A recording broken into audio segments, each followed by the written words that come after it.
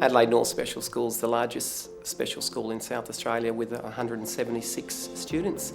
Our key statement at our school is teaching students to be independent as much as they possibly can for life after school. Financial literacy is in every aspect of our life, and that's, there's not many conversations that we have or many destinations we go to in our world that doesn't have a significant part of, and that includes our students as well. Financial literacy shopping program started off with my class. For some of our students, they found going into a supermarket quite overwhelming. So for some of our students, it's just walking into a shopping building to begin with. For some of my students, they're now able to shop independently. They have items that they've chosen at home and they independently match items in the supermarket and then go through the register and pay for the items independently.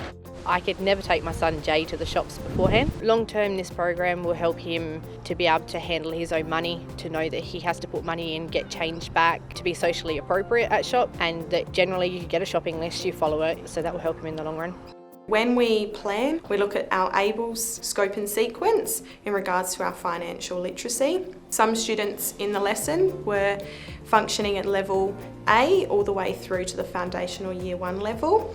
Some students, our outcome is for them to independently match coins. For some of our students, it's about sorting coins, and for some of our students, they're learning how to count in 2s, 5s and 10s. From the shopping program, we also run a produce sale program. We tally up to see what produce we require.